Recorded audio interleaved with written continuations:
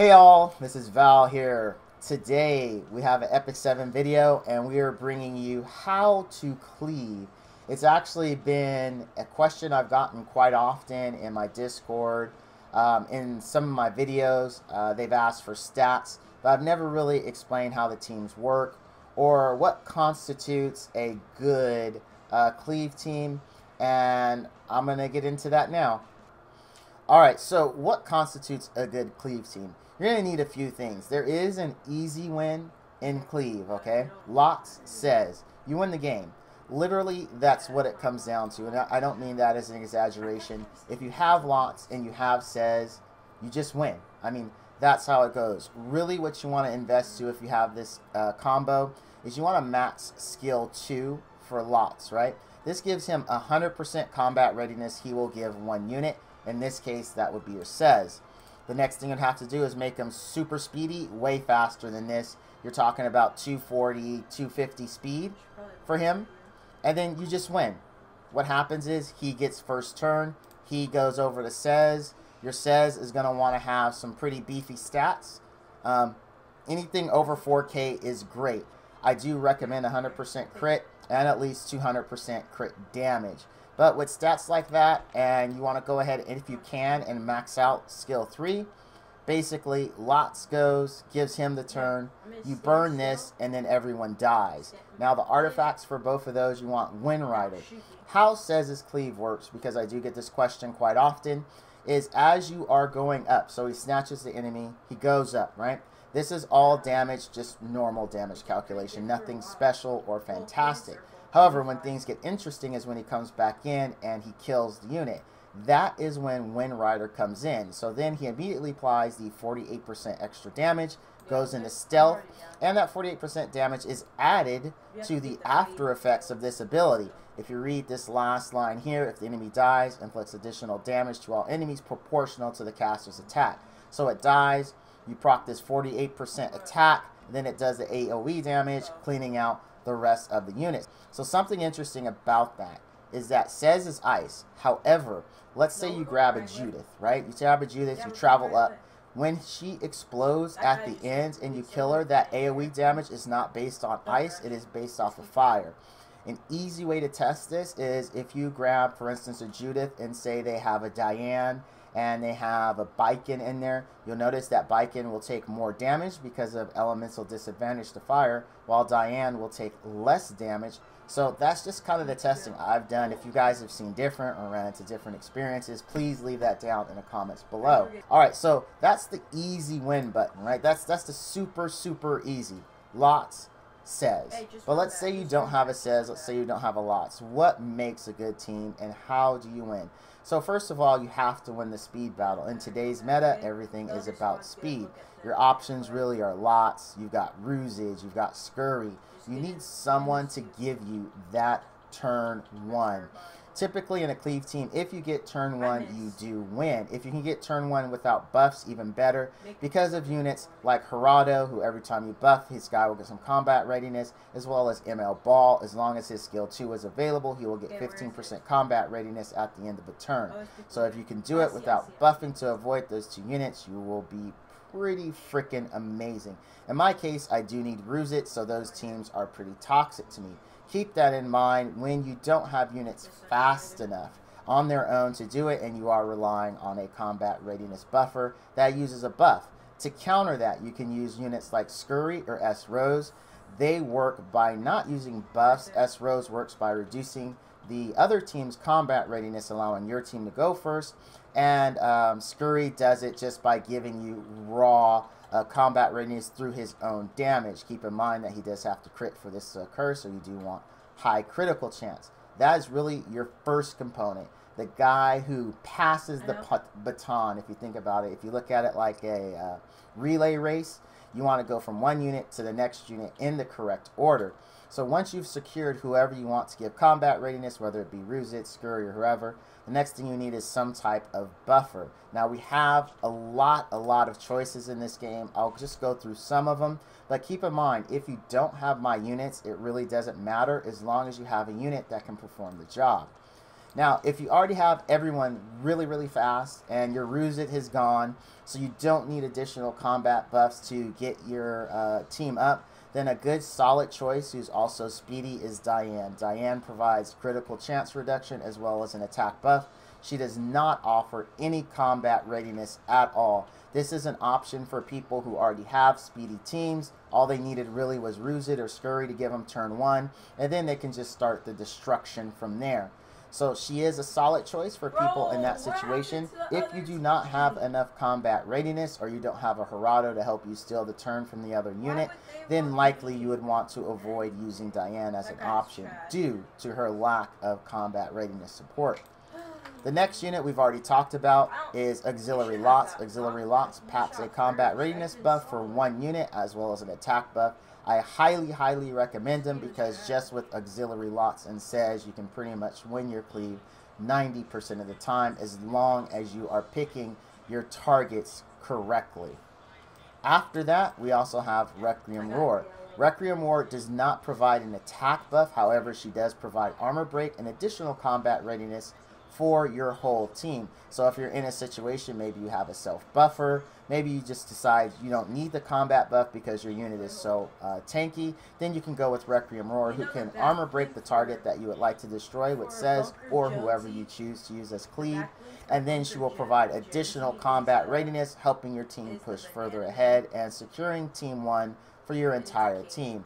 I do not recommend her if you need an attack buff to destroy your unit, but if you feel just with the armor break she provides, because it is 100% at skill 5, then she will serve you very well. And as a matter of fact, I used her for a long time. Her biggest downside is speed. You will likely need a second combat buffer like Ruzit. Together, you don't need to have her ultra fast because Ruzit will pass the turn to her and she will pass the turn to your next unit in the chain. The other option we have for combat readiness buffer is Rose. Rose is a good unit, but just like Requiem Roar, she is pretty slow. So you are going to need someone to pass the turn to her. If you have that, then you really don't have to be very speedy because your combat readiness buffer is going to give her the second turn. The benefits of her is she does offer an attack buff as well as combat readiness for the entire team.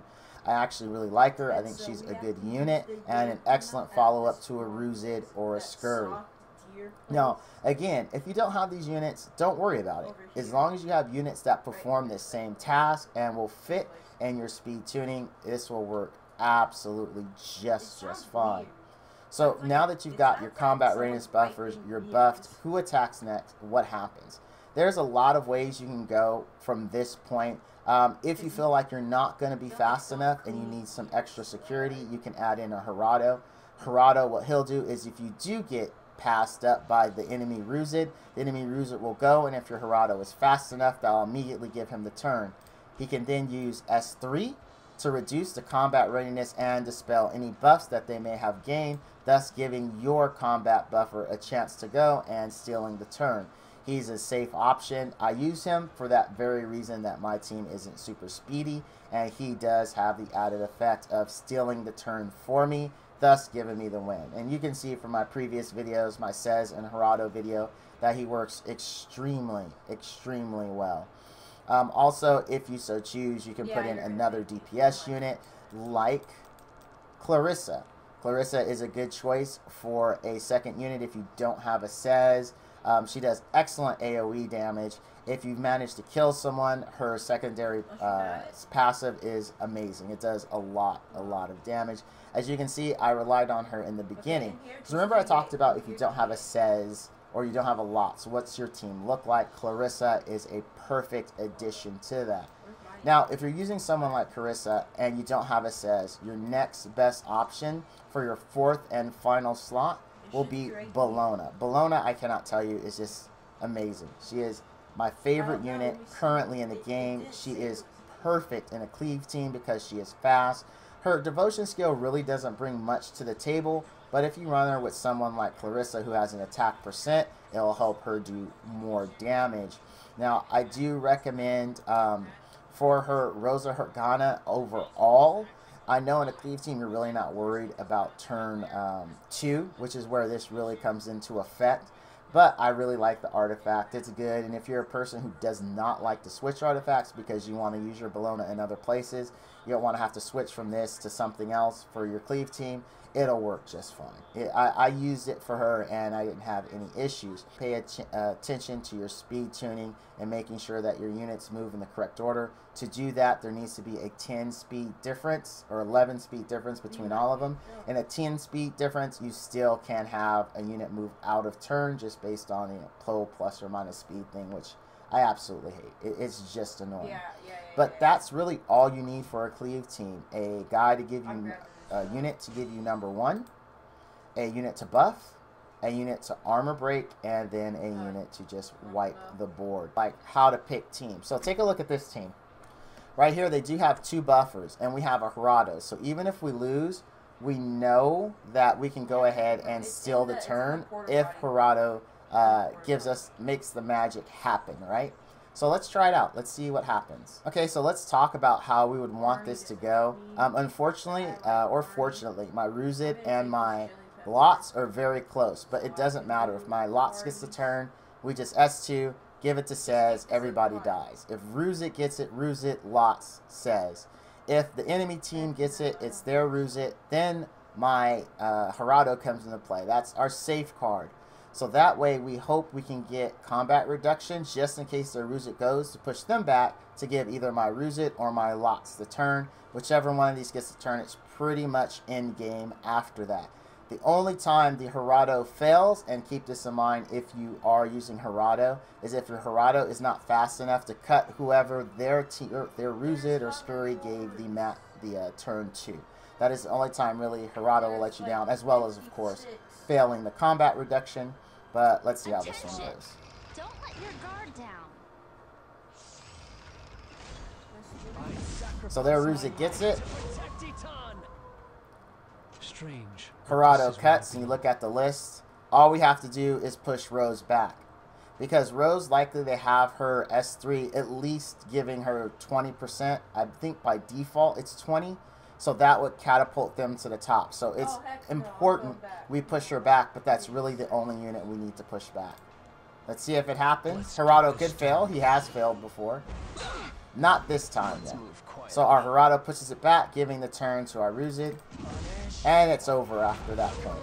Now, what you want to be careful of is ML balls, because as soon as you would have buffed there, that ML ball would have gotten the turn. Or if they have a Gerardo themselves, and you would have buffed, now their Gerardo would have cut and had a chance to put your units back. So beware of Gerardo and ML ball with this type of composition. Here, I used to double burn, but really there's no point. All we have to do is hit skill 2. Now's my time to shine. Give the turn to Says, and then we win. Are you prepared to die? Now, I know a lot of people want to clear their list and, you know, start counting that multiplier, but you really are not able to do that unless you have a unit that's at least 240 to 250 speed, because again, this team depends on you winning the race. So if you win the race, you're going to win. But if you know you're not at 240 or 250 speed, likelihood is you're going to have to be very selective of the units that, or the fights that you'd use, and don't be afraid to hit that refresh button. Alright, that's going to wrap it up for this video. I just wanted to try to quickly, sometimes I can be long-winded, go over how to set up a Cleave team and what units to use. If you have any questions, please feel free to leave it down in the comments below. As always, thank you for watching, and all you do's and dudettes out there, stay frosty. Okay.